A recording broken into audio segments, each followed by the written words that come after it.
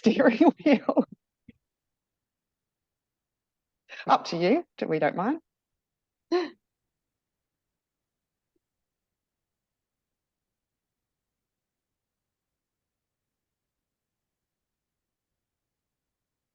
wonder if I can do it from here.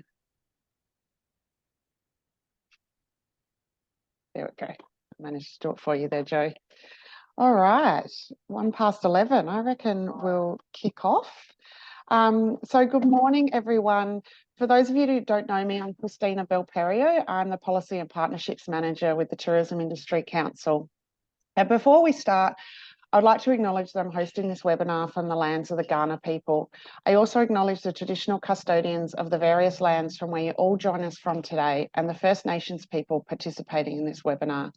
I pay my respects to elders past, present and emerging and celebrate the diversity of First Nations people and their ongoing cultures and connection to the lands and waters of South Australia. So thank you for joining us today with our In Conversation webinar. We love to bring these to you so you get a really bite-sized insight to information and knowledge that is important to your business. It is, as the title describes, a conversation, and we do want you guys to be able to ask any questions that pop into your mind. So please do pop them into the chat function there, and I'll come to them and ask them of our guests as we go along, and then we'll have some open Q&A time at the end as well. But don't hold back if something pops into your mind as we go along with what we're talking about. And for everyone's information, this session will be recorded and distributed to everyone who's registered afterwards. So today, we're joined by KESAB Environmental Solutions as well as Green Industries South Australia as we unpack one element of sustainability in tourism, which is managing waste. So KESAB you may have all heard of, which is South Australia's leading not-for-profit organisation, delivering world-class community-based environmental sustainability and education programs. We're joined today by Sarah Bruns, who's an Environmental Services Officer with a background in hospitalities and hotels and outdoor retail. So a fabulous crossover with our industry. And from Green Industries SA, which is a South Australian government agency who supports the development of our state's circular economy through diverse collaborations and partnerships which improve productivity, resilience, resource efficiency and the environment. And from Green Industries SA, we're joined by Aubrey Thomas, who leads their business sustainability team and has over 12 years experience working with businesses, government and the community to deliver improvements in resource efficiency and waste management and other areas of sustainability, such as reaching net zero. So I'd love to just give Sarah and Aubrey a quick opportunity to say hi to you all and just say a few more words about their organisations. So perhaps Sarah, if you'd like to chat first. Yeah, sure. Thank you. Thanks for the opportunity and welcome everyone. Thanks for joining. It's a bit of a tricky topic. KESAB's been working with community since the 60s, so 1966, to try and make sure that we're environmentally conscious and sustainable. So it's basically environmental stewardship that we're practicing. So we have a range of programs with school and communities, and we also work with councils. So we have a diversity of things that we offer. So anything from looking through your bins to quantify things to running educational programs and things like DIY workshops to sort of empower people to be the change that they want to see. Fabulous. Thanks, Sarah. And Aubrey. Hi, thanks, Christina. Thanks for having me today. Yeah, I'm Aubrey Thomas from Green Industries SA, or GESA is a bit easier to say, it's totally fine. So we're a statutory authority, so state government agency, and we're the lead agency on circular economy. As part of circular economy, waste management and recycling is a big part of that. So I'll try and stick to that kind of element of the circular economy today. And for those that may have been around for a while as well, so Green Industries SA was born out of its predecessor organisation called Zero Waste SA in waste recycling. But I'll leave that for the conversation. We'll get into more of the detail too. And yes, like Christina said, welcome questions during the session. Great. Thank you both. So let's dive straight into it. Sarah, can you talk to us about why it's important for tourism businesses to prioritise waste management and analyse their current procedures around that? Yeah, sure. Well, my thoughts are that obviously there's a lot of consumer consciousness and demand for this sort of stuff now. And most businesses, whether you're retail or tourism or anything, you have to go off consumer demand, right? So that's probably the big thing. And waste is a tangible thing. I don't know whether anybody wants to give a show of hands or just sing out, who's put something in a bin today?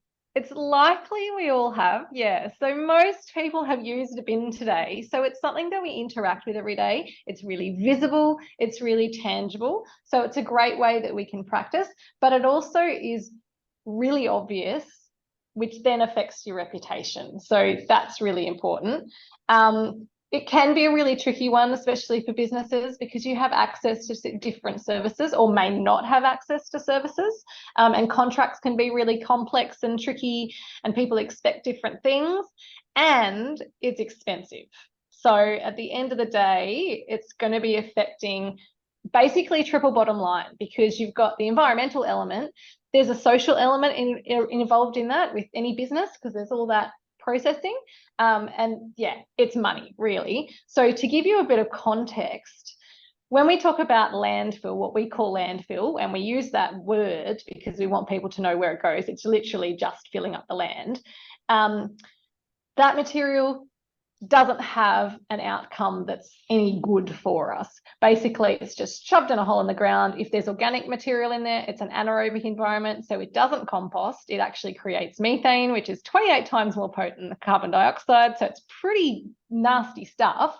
But we know that that's not a good place. So in the 1990s, I think, when they started doing the landfill levy, which is basically the fee that you pay when you go across the bridge, you pay per tonnage, and South Australia is pretty high.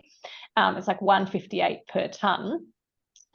They knew this was not a good thing. So that's why the fee is so high. So it's a financial disincentive to send stuff to landfill, right? And South Australia was really clever, and they were like, let's use that money that's raised from that levy to go back into the industry. So South Australia is actually really quite unique, because our recycling and composting industries are really advanced because the money's gone back into the industry, right? So that's really awesome, which means for a business, technically recycling and composting should be cheaper. So that's that bottom line, but also you'll get the benefits of have the reputational outcomes of, you know, pandering to customer demands, because people are expecting this stuff now. Most people have 3 bins at home, and then you go on holiday and you're like, where is it? You know, using that. So you really do want to respond to that. And to put it really bluntly, most tourism businesses are relying on the natural environment in some sense. You go to Rawnsley Park Station because you want to see the outdoors. You've got an appreciation for the outdoors. So if we're not managing our waste, that means we're not looking after the environment. If we don't have that environment, we can't live or breathe. You know, really bluntly, the environment gives us life. It gives us air and water and food and the whole beautiful experience. If we're not caring for it, you don't have a business. Absolutely. Thank you, Sarah. That's a great way to lead off. And we know both here at TiCSA as well as our community and our operators that sustainable tourism is just becoming more and more and more important. And so we'll dive a bit further into the behaviours of our guests and our visitors as well. But I guess I just wanted to, in terms of taking us on that journey, if you could just talk to us about, you know, how businesses have traditionally approached waste management, but importantly, what more needs to change, so as we lead into our discussion today. Yeah, it's a really tricky one, because the capabilities of industry in terms of managing materials has changed dramatically, and so has our understanding of it. So no one tells you have to update your waste knowledge, right? But it is something that you need to stay on top of, because technology changes. So we have all these facilities that can do all this cool stuff that weren't available when our parents were around. So businesses need to move with that. Traditionally, businesses have just sort of said, oh, you know, it's an operational cost, and you sort of leave it at that. You go with the contractor that you know has always done it. So it's not something that people take a deep dive into. It doesn't seem particularly complex, but like anything, once you open the can of worms, you realize there's a lot of worms in that can, and you need to sort of look at the detail of stuff. So I would say most businesses need to reconsider, where is your stuff going? How is it managed? You know, what are your contracts? Because you've really got to question these things to be able to do anything about it. And think about, how does it affect your bottom line? So triple bottom line, not just the money, but how does it affect your stuff? So to be able to do that, you really need to have a really good understanding of what your baseline is. So what are you, at the beginning, buying? Because it starts with procurement. If you're thinking about having a sustainable procurement policy, then often you're not buying in the thing that is going to be wasted. So buy quality stuff and have some kind of set guidelines around the procurement. Like, you only buy new stuff when you have done X, Y, and Z and exhausted this. And when you're buying new stuff, you want to look at the life cycle of that. Where has it come from? Can you repair it and maintain it? Will it last? And at the end of the life, can you recycle it? So those sort of things come first. But you also then need to quantify the waste you've got. So you don't know if something is an issue unless you've looked in your bin, really. So how much are you wasting, and what is it that you're wasting? Is it that you've got all these beautiful event brochures that no one's picking up? What's the point of printing it? You know, you can save money just by looking at what are you actually generating. But you want to look at it in terms of volume and weight, because volume will tell you how many bins do you need, which is then your floor space in your facility, right? So that's important. But also the weight is important, because some contractors will charge you by weight, or they'll charge you by bin lift, depending, either or. But if there are businesses on here, which I hope there are, thinking about carbon accounting, weight is what matters. That's what your carbon accounting comes down to. So you want to look at those things. So I would say, if you're looking at going down this pathway, or even if you're on the journey, quantification and getting data is really, really important. Thanks, Sarah. Jo has picked up on your point around the landfill levies, and this might be a question for Aubrey or Sarah. But how can SA government ensure that the landfill levy is passed onto customers through contractors? She says that, I worked in a cafe that the contractors offered a landfill pickup fee, which was less than the fee for a separated organics collection, which didn't seem right. And she's heard this from others in the hospitality and tourism industry. Is that anything you guys can comment on? Yeah, sure. You're right. It doesn't seem right. I'm curious to know sort of how long ago it was, as how long ago those sort of prices were given to you. I'll assume it's sort of relatively recently. The landfill levy, essentially, it's managed through the EPA, the Environment Protection Authority. So it is a mandatory levy that the waste contractors are applicable for anything going to landfill. But when it comes to state government, we don't have any mandate or any way, any governance over how they charge their customers. So different contractors will use their own sort of internal formulas for how they come up with the fee that they pass on to their customers. What we are seeing, that's why this one doesn't seem right, but I don't know enough of the detail. But generally we have seen a shift since, was actually more so since January 2020. So with this landfill levy, so every tonne of waste that goes to landfill, the levy's applied. It increases incrementally every July, just with CPI, like a bunch of other stuff. In January 2020, that landfill levy jumped 40%. That was unprecedented. So since then, we are generally up, was early 2023, yeah. Recent info.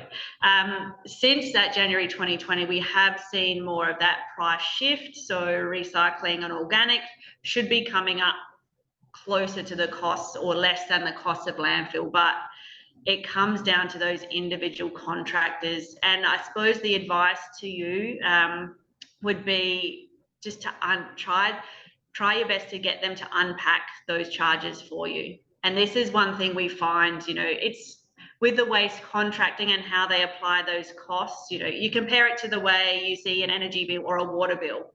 It's itemized out, you kind of have a really good idea of what you're being charged and why. We don't have an equivalent for waste. at this stage.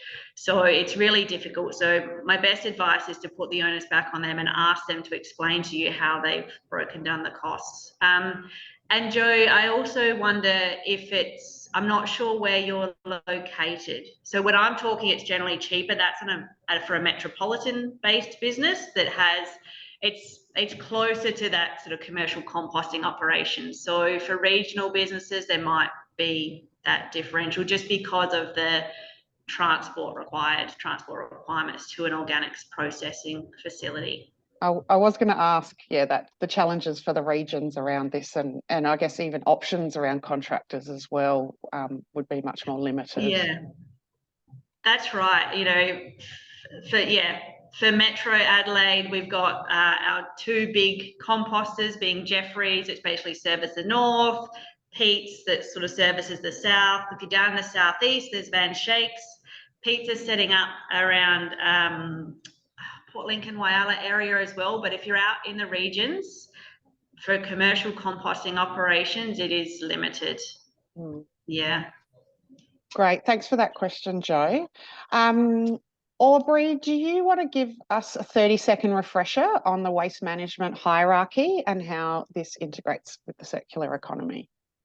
Sure, but don't time me, all right? I'll try to keep it to 30 Aubrey's seconds. our guru. We've got to keep her on task. We've got to keep it down.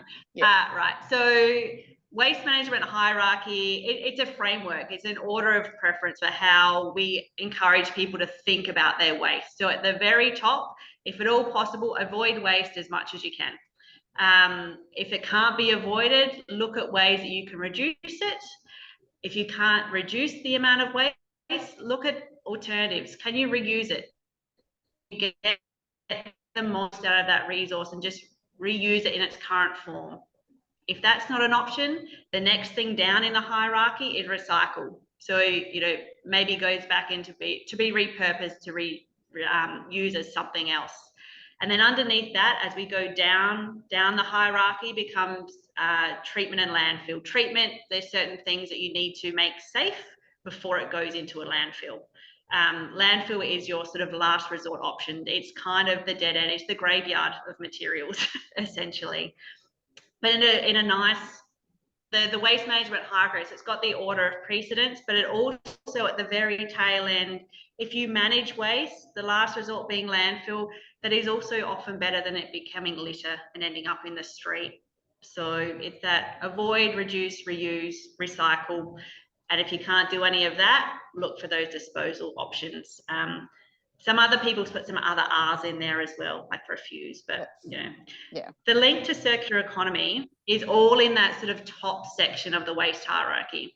So a circular economy in a nutshell, it's an alternative to our current very linear economy, where we extract some materials, we make something out of it, we use it, we dispose. Very linear, very cradle to grave kind of mentality. A circular economy tries to close that loop.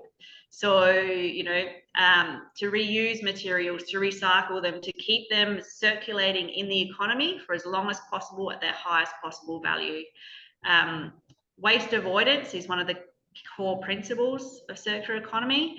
And some of that is just rethinking. What might be a waste to you may be a resource to someone else. So keep those materials circulating around, reduce extraction of those virgin materials. You know, refurbishing, repairing is all part of it, and it's about designing out the waste as well. The other part, which is it's a little aside, so I'll just mention it briefly, of the circular economy is about regenerating nature.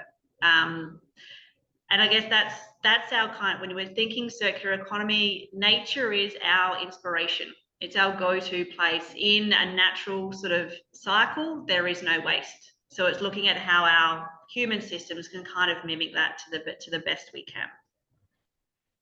Thanks, Aubrey. And I guess now what I'd love to open up to both you and Sarah is how we can take that and how tourism businesses can apply these principles and practices in their business. And I guess, you know, tourism, as described the different spectrum of businesses who have signed up for this webinar today. It ranges from small to large accommodation to caravan parks to cafes and hospitality, and everything in between, wineries and cellar doors. So I guess if you can talk to everyone, but maybe give some specifics, that would be wonderful. And do you want to go first, Aubrey, because you've got all the business case studies? Sure, I can give it a go. And if I'm talking too long, just cut me off.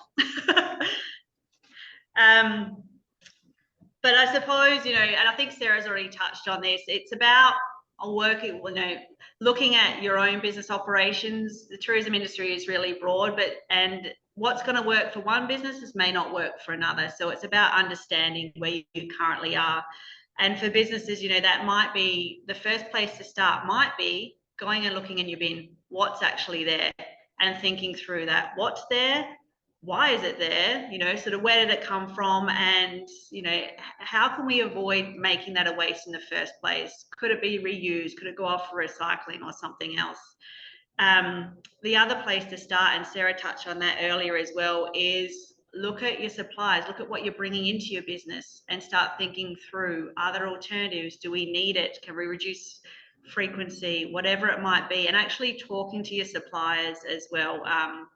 Talking to them about, you know, and asking them the question, because we find that sometimes you just, you know, you do have a license to work with your suppliers and ask them, is there an alternative? Hey, what you're supplying me leaves me with this kind of waste. I'm really keen to reduce that. What can we do? How can we work it together?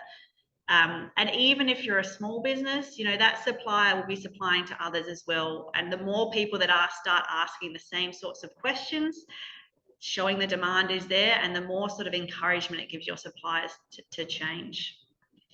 The other thing is, and we touched on this as well, is we're in South Australia. South Australia does have a really great resource recovery sector, so take advantage of it. It is a little bit tougher in the regional areas where you might not have as nicer access to resource recovery and recycling.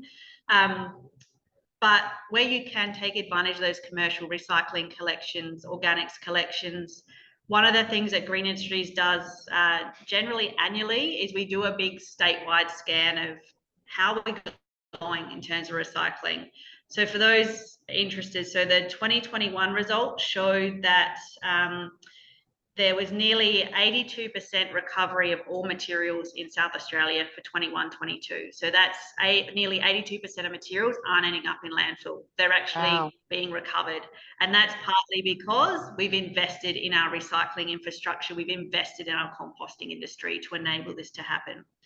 And out of that, 92% of that material is actually processed here in the state. There's a small amount, 2% gets processed interstate and some overseas, but 92% is processed here. So if you're in a position to take advantage of, use those services. And the other thing as well is to look at, so one of the other things Green Industries are responsible for is developing all the policy around the single-use plastics bans that have been progressed, put in place since 2021.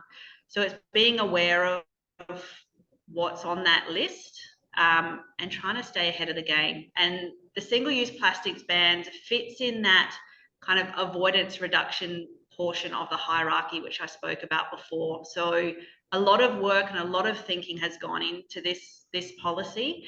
And it's really about identifying those generally consumer-based, you know, consumer items, everyday items that there is a decent alternative for, or that we just simply don't need. If you want the full list of what's in those bans, you go to the replacethewaste.sa.gov.au website. And I guess just FYI, in terms of staying ahead of the game, just for everyone to be aware that from 1st of September 2024, there's a lot of things that are coming in under that ban around the no more single-use plastics, takeaway containers, coffee cups, fruit and veg bags, all of the sort of plastic bags. We've already got a lightweight plastic bag ban in South Australia, but from September next year, there'll be no more of the thicker boutique style plastic bags either. So I guess bear that in mind as you're going forward. Yeah, great. Did you want some that's actual all... examples of of businesses that you know what they're doing? I reckon let's come back to some examples because we've got some questions. Just before I jump to Tracy's question in there, I just wanted to check, is there a map that shows around the state where the resource recovery centres are if people want to find where they are, or a resource where we can... Pretty sure there is, but I will have to take that on notice. It might be in our circular economy resource recovery report. So that's the one that so on the Green Industries website, circular economy resource recovery report lists all those stats. So I'm pretty sure there's a map in there that will show where the sites are. Okay, great. Maybe if we can get that from you later, Aubrey, and we can circulate that to everyone. But Tracy has posted a great question. It's probably got a couple of threads to it, but actually really leads into where we were going next, which was going to be some questions about customers, because tourism is all about customers. And there's obviously what you can do to manage what you bring into your business, which we've talked about, but how do we manage customer behaviour? And let's just dive into it with Tracy's question, which is also around, she's out in the outback. So there's additional challenges there being unincorporated and not met with council fees. So I guess the first part is around how do we help visitors? And she's talking about interstate visitors don't understand bin sorting systems and how we manage their expectations and behaviours. And then the other piece of that question is around the cost to communities is high, but not necessarily recoverable, and any suggestions on ideas on how to recover something, scrolling down, in those unincorporated areas, which is 63% of our state. So maybe Sarah, do you want to start with around that customer behaviour piece? Yeah, and this sort of goes to the previous question as well in terms of implementing the circular economy. I think sharing the story is really, really important, because if you're saying, hey, we're on this journey and we really want you to join us, it's making it visible. That's really important, because then people know this is an expectation, and no one wants to do the wrong thing. Everybody wants to do the right thing. Sometimes you need some support to do that. So if you go somewhere and you know, prime example, right? You go to a hotel and you've got those little plaques that say 73% of guests in this room reuse their towel. You're like, oh, I'm going to do that too. You know, that is like psychology that's specifically designed to encourage you to do the right thing. Everybody wants to do the right thing. But if that wasn't there, it's likely you'd leave your towel in the bath and want it replaced. So we have to share the story to bring people along with us. Most national parks traditionally leave no trace. If you bring something in, you have to bring it out. Why can't they do that within communities? I know it's super challenging, and Tracy, I feel your pain, but unless we're talking about it, I think it's really challenging to get people to engage with it. It's like saying, you know, we want you to engage with nature, yet you're in a room that has nothing to do with nature and you never engage with it. You can't do something about something that you don't care about, and you won't care about it unless you interact with it. So I think those conversations are super, super important, and providing feedback in relation to that as well. So if you're saying, you know, we want you to reuse your towel, it's important to say 73% of people do this. And that's cool if you say that in a hotel context, but it's even more personal if you say 73% of the people in this room do this. You know, like we've all seen those sorts of things. They're super, super powerful.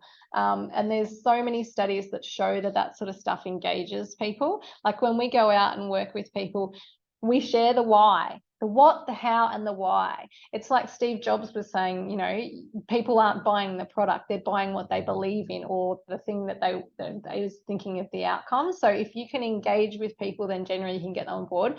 Yes, I totally feel you, Tracy. Most people don't understand how to use bins, and South Australia, we're unique and it's really different. So that's where good signage with graphics and education comes in handy, but also setting a cultural tone.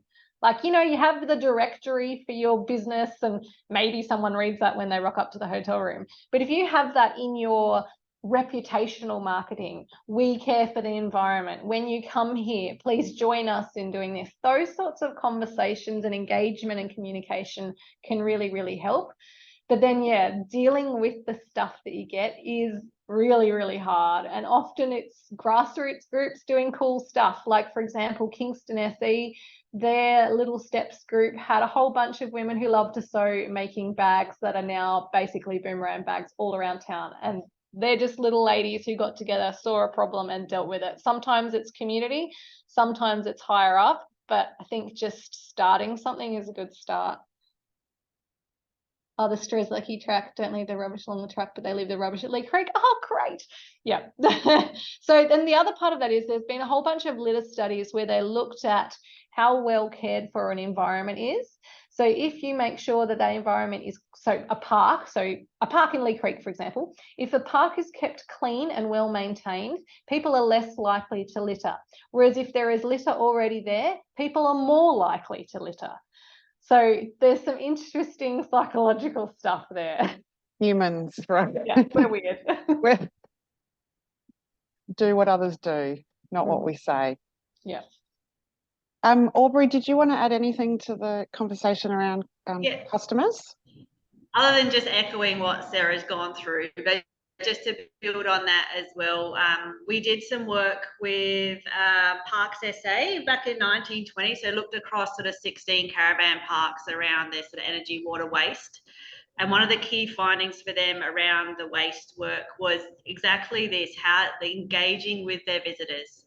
And the thing was, you've got to sort of engage with them at multiple points along the way. So part of it is sort of before they even visit the park, and that talks to what some of Sarah is saying, just around the messaging, whether it's through the website or whatever it might be, just before they even enter, just having some communications around, these are our values, this is sort of what we do here, this is part of our culture, and we welcome you when we bring you into this culture.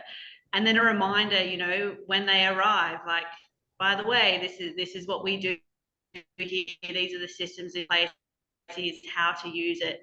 And just little, you know, whether it's signage in the room, but little things, and making it from a waste perspective, people won't jump that hurdle, essentially, when it comes to, especially in this industry where people are out to relax, to have fun, to, you know, not think about, you know, the ordinary life kind of scenario. So it's got to be easy.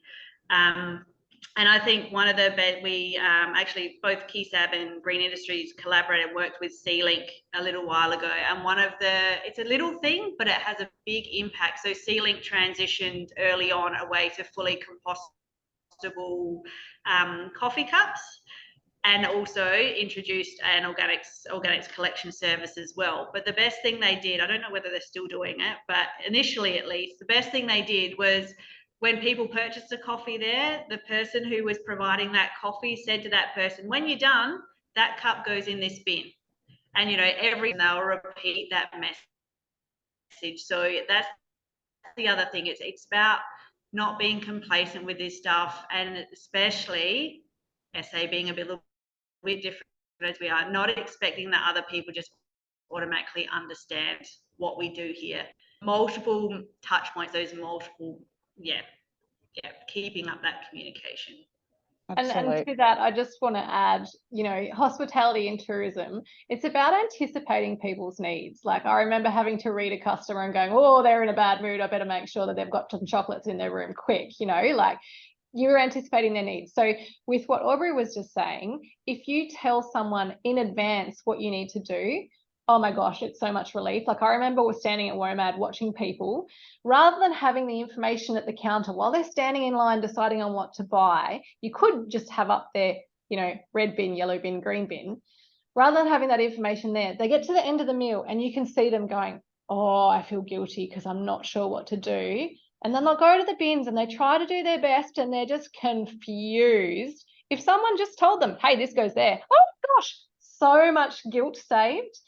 and you're anticipating the needs and they're having a good customer experience. So hospitality and tourism, you guys are awesome at that. So I'd consider those sorts of communication steps early on to make it much more enjoyable. Absolutely. I put myself in the shoes. Like, yeah, if someone told me straight out what bin I needed to put something in, it takes a lot of pain out of the process, doesn't it? Yeah. We've had a few questions and comments talking about what support is out there.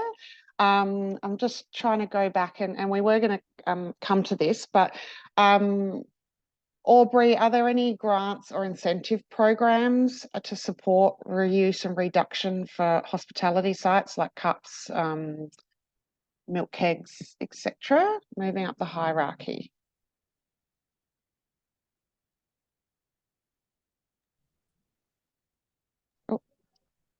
Oh, yep, there you are. there we You're go. on. Am I okay? All right. Yeah. So I know, and again, I don't know how much of the audience is within the bounds of City of Adelaide, but City of Adelaide have an incentive program which does provide incentives for the reusable and other things. So if you're within that jurisdiction, City of Adelaide, check them out for their website of what's available. The City of Port Adelaide Enfield has a green business incentive scheme as well. So again, funding support, not just waste, but it extends beyond sort of energy and water and other areas too. There's not a lot of other funding support around at this stage for sort of this group. What there is available though is advice and guidance and that sort of thing that's available, whether that be through Green Industries SA. So part of my role there is I manage our business sustainability program. So we're a small team. When we have funding available, which we don't this financial year, but when we do, hopefully next year, we do run grant programs to sort of help those. It touches what Sarah was saying before, businesses who just need that consultancy expertise to come in and actually do that deep dive into waste, or it can be more than just waste, it can be energy, water, net zero, whatever. You know, there's funding, co-funding there to get that baseline data and to get that external expertise in and build that business case around, I know I should change, how do I change? Okay, but what's that going to cost me and what does the payback sort of look like? So hopefully that will be coming next year. In the interim, we are here for free advice, guidance, you know, signage as well we can help with when it comes to waste and recycling. If businesses are using the council provided waste services, because some of the small businesses do, GESA also runs the which bin campaign, which as in not the pointy hatted one with the broomstick, the one about if I've got this thing, which bin does it go in? So I think that's been, thank you Sarah, you've popped that up into the chat. But if anyone is using the curbside recycling systems, that will tell you what is and isn't appropriate to go in those bins. Okay, great. And the other thing that, and again, there's funding from Green Industries goes into Plastic Free SA. So you can Google that and look them up, but Plastic Free SA, again, is there for advice, guidance, particularly around transitioning to the single-use plastic bans as well. And there's other programs being planned and discussed, but you know, it's a kind of watch this space. We'll watch the space for next financial year, hopefully, where some more funding and programs might come available. Yeah, great. What we might do after this, Aubrey and Sarah, is just consolidate some of these resources that we've talked about, the links and whatnot, and send them out to everyone so they've got them. And the other thing I was going to say is please do think of TiCSA when some of these new programs do get launched, and we would happily share them with our network for you so our members and broader tourism community know that they're out there. In terms of resources, the other thing just to point out, which my wonderful colleague Rebecca Uphill has put in the chat as well, is as a TiCSA member, you have access to going through the Quality Tourism Accreditation Program, QTAB. Many of you will have already done that. Some of you may not have. Series of modules to get your really strong business foundations in place for your tourism operation. One of those modules being the sustainability responsibility module, which includes an environmental management plan. So if you have been through that or you haven't and you want to learn more, we'll also include that in the information we send out, and Rebecca would be more than happy to talk through QTAB more generally, as well as that module, and the support that we would provide as you're going through that process as well. I'm just having another quick look through. There's a few comments around certain councils that are doing a great job, which is great to hear. Campbelltown Council. Joe has said education at point of sale is a great strategy. I wonder if anyone in this group has tips for how to incorporate this into training for staff or customers, customer info on entry. I'll open that one up to Sarah as well, because we were going to dive a bit more into communication, but I'm also happy to hear from others around great strategies as well. Sarah, did you want to make any further comments on tips for educating staff? Yeah, and I mean, everyone will have a different experience, and you know your business and your culture best. So you sort of need to go with what you've got and what you think will work well. We've worked with some caravan parks, and they just made it like fun kind of banter. So their managers got professional waste education training, and then it was their responsibility to teach their staff, and they just made it like this jovial little thing. And you know, they'd have a little bit of training where it was quite fun and interactive, but then they'd joke around the office and be like, oh, have you done this, or you know, are you doing that? And it was quite a bit of a fun activity. So don't be afraid to make it lighthearted. That's definitely engaging. But I guess it's also making it as personal as you can, because it's hard to engage with something, like I was saying, if you don't understand it or it doesn't really reflect on you. So, you know, when you're talking to someone and you're like, oh, but what about the penguins and the ice melting? And they're like, I just care about money. You know, you're not speaking the same language. So it's important to do things in person, but then you can read them and go, oh my gosh, they're glazing over, I'm losing them. You know, it's much easier to tailor to it. And you can see when someone's got a question or they really disagree with you, you can change your tact. So I'd say doing stuff in person as much as possible. So giving you a few examples, right? So the City of Holdfast Bay, they've moved to having weekly collections of FOGO, as we call it, so food organics, garden organics, your green bin. What they did was engaged with their community, which are their customers, right? Through in-person events. So they had bin go dates and like made it really, really fun and engaging, and everyone got a free bag of compost because that was the outcome. So they learned about the whole system. They got the what, the how, and the why, and it was made really personal. Because it was fun and engaging, the whole community got to know each other. So then they're more likely to do something as well because there's connectivity. And because there was so much connectivity, they were all excited about it. So then they went forth and they spread the word. And I'm sure I don't need to tell any businesses on here how important word of mouth is, right? So I think that remembering that we are human beings who are pack animals, we want to engage, we want to feel part of something. If we're engaging in a way that's really personal and has something that cuts through that, then that's really important as well. But yeah, I'm sure there's lots of people that have got different ideas about how to communicate, but I think, yeah, really think about the culture and the environment that you're working in, how you've seen things, you know, flop or work really well because you know your people best, and just try it. Just try stuff. If it doesn't work, be honest and go, oh, sorry, that didn't work. Let's try something else, and keep going. Yeah. Oh, Rebecca's got a question. Oh, Beck, put your video on. Not so much a wonderful question. Wonderful Comment. colleague, Yeah, tell us Beck, what you've from the done. TiCSA team. Yeah, I'm just going to go back to Christina's great plug on the quality tourism accreditation as well, in terms of, yeah, making sure that staff get trained up in communicating, you know, at the point of sale. Yeah, part of that environmental management plan is also a standard operating procedure available to businesses who go through the program. And one example in that massive document is a standard operating procedure for waste segregation and management.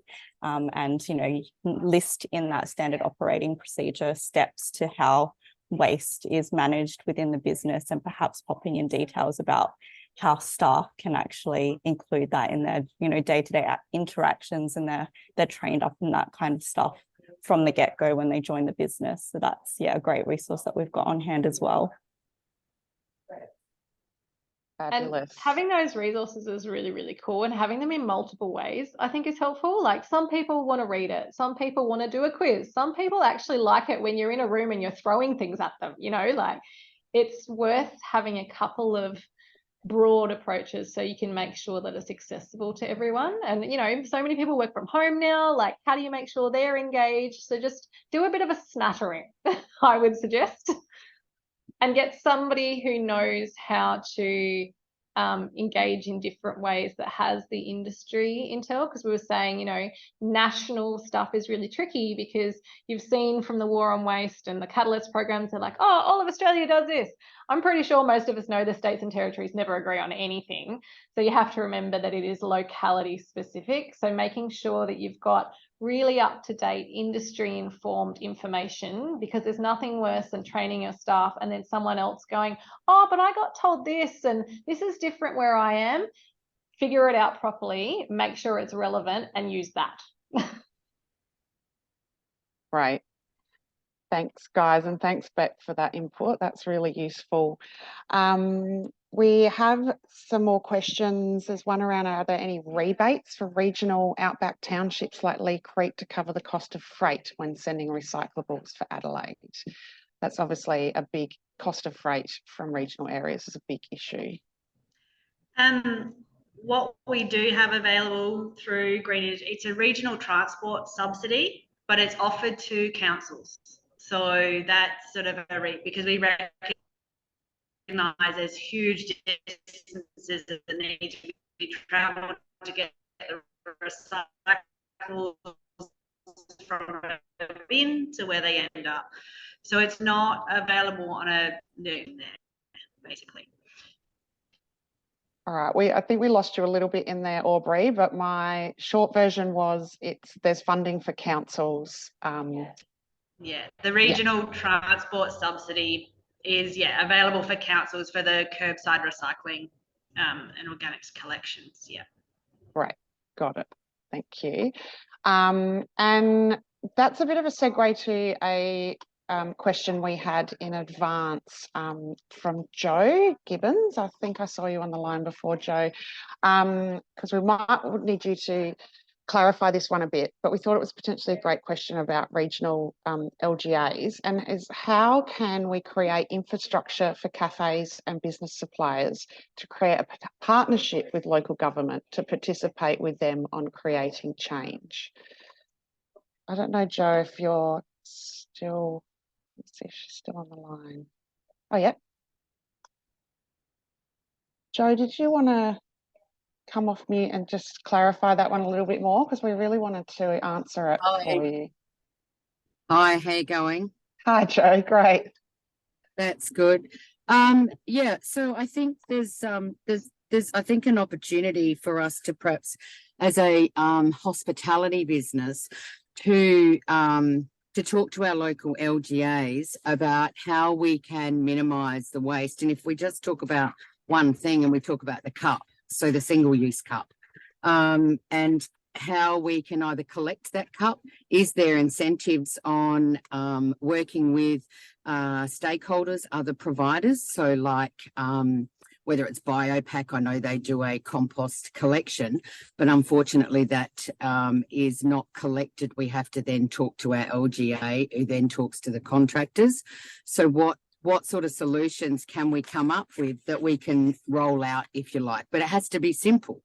You know, I was mentioning to one of my suppliers this morning, we spend all of our money on packaging and purchasing compost cups, compost and home compostable packaging, but unfortunately a majority of it to the consumer, as you mentioned earlier, if we don't say where does that go or how do we put that in, it goes in just landfill bins. It goes in the red bin on the street. Yeah. Thanks, Joe. I'll hand back to Sarah and Aubrey to talk to that one. Thanks, Joe, for that clarification. It makes it much clearer where you're headed with that. And yeah, we recognise that, you know, the other public place or organic recycling is tricky for a lot. You know, we've got it in Rundle Mall as a trial. I've been talking with Adelaide Zoo about getting to that front of house public place organics bins for just that issue, Joe, so that people, when they grab their certified compostable takeaway container, wherever they end up, there's somewhere to put it in. We recognise not everyone's going to take that home and, you know, put it in their green bin. So it is a little tricky. The best advice I would say, and again, it's not necessarily easy and it requires collaboration and communication and a bit of a culture shift, is exploring how you can go to around the world, you know, townships or precincts, that if everybody is on board and collaborates, just, yeah, the reusables, you know, the coffee mugs, having like a coffee mug exchange sort of library available, just reusable, returnable systems. And the name has escaped me, and I'm pretty sure it's a place in Ireland that does this. You know, even visitors through the airport, when they arrive, they get a reusable cup, and that is a reusable cup you can carry around with you. And everyone in that all the cafes in that defined area use them. So you can walk in with a dirty cup, and they will give you, you know, your beverage in a clean cup, and you can use it around that same area. Yeah, but I understand your pain. It is a little bit tricky, and that reusable, it's a culture shift, but it's potentially coming as well. We've got the bans coming in 1st of September next year, so there won't be any more plastic disposable coffee cups being able to be sold, distributed, supplied in South Australia.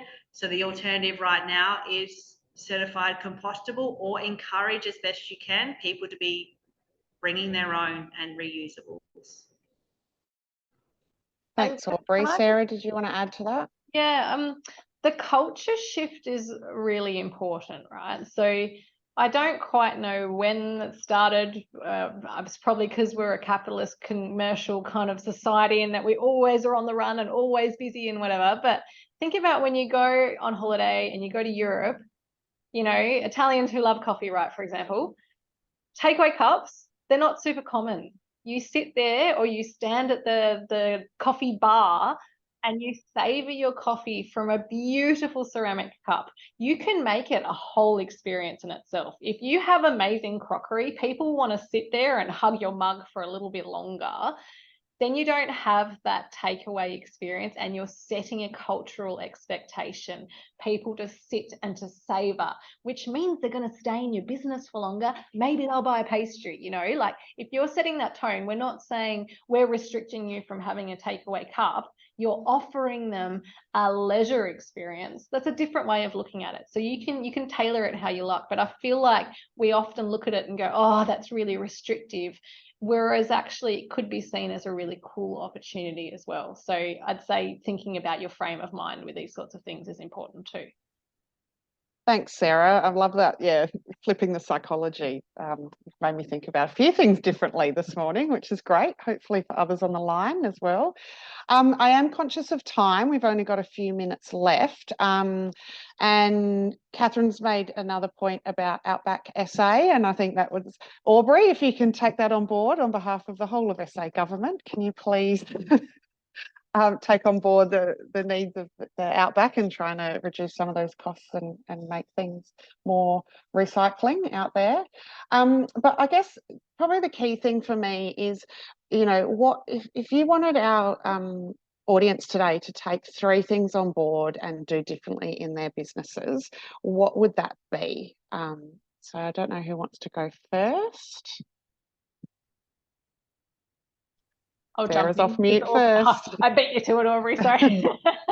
I'd say that wasty stuff is actually really low-hanging fruit. It takes a bit to get your head around, and there's consultants out there that can help you. KESAB's really keen to help you. KESAB has the industry experience as well. So we've literally sifted your waste probably into 52 different streams. So we'll put our hand up for that. But it is, when you have sort of figured it out and quantified it a bit, it's actually really simple to do.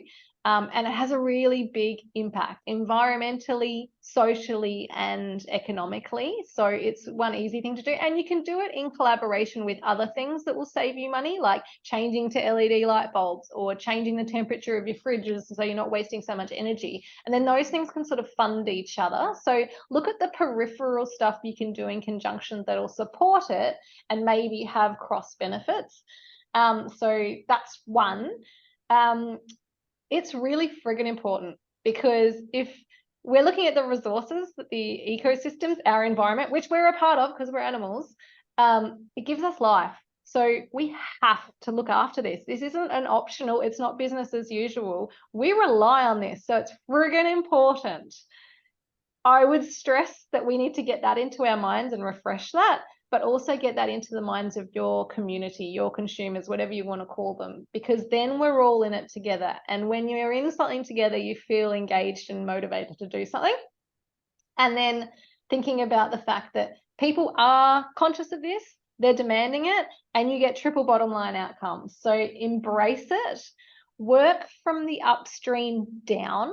So procurement downwards, like if you don't have the waste, you don't have to deal with it. So think upstream first, because that will give you the biggest bang for buck, and go from there and make sure you share that journey. Because even if you say we're at the beginning of our journey, people are like, oh, that's good, they're thinking of it, you know, rather than just not doing anything and not engaging, and then people don't care and they won't support you. So share your journey regardless of where you're at, and just be open, honest and transparent, and make sure there's follow up with that. Because if you say I'm at the beginning of my journey and you say that for 20 years, no one cares.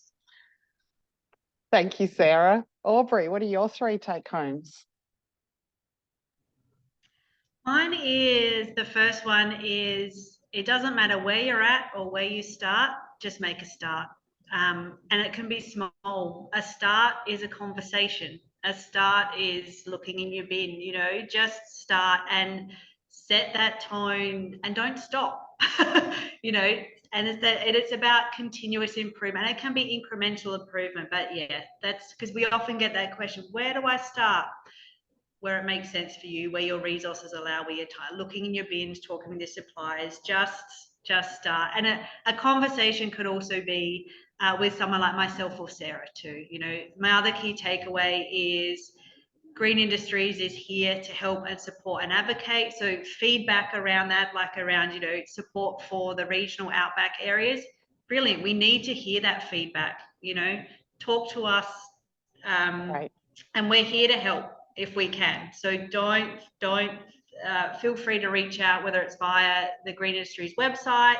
My contact details are on there. My team member Nicole's contact details are on there. Just get in touch and have a conversation. You don't know, you never know where it's going to lead you.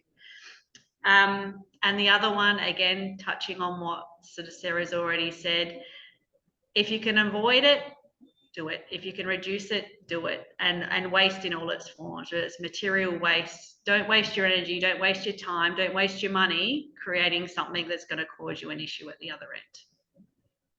Right. Well, thank you both, Sarah and Aubrey. That was a fabulous discussion. I feel like we could probably go for another hour diving even further, but we won't. We'll let everyone get on with their day. As I said earlier, this has been recorded, and so we will send around a link to the recording if you wanted to go back and remind yourself of any of this discussion. And yeah, we here at TiCSA will work with Sarah and Aubrey and just compile a few of those resources that we can share for you. And Aubrey and Sarah, are you happy if we share your contact details as well? Or yeah, let us know what those key contacts are that we can share with everyone if they want to get in touch. Thank you everyone for your time. I hope you're going away to stick your head in your own bins and see what's in there, and then wash your hands and have some lunch. So thank you everyone. See you next time.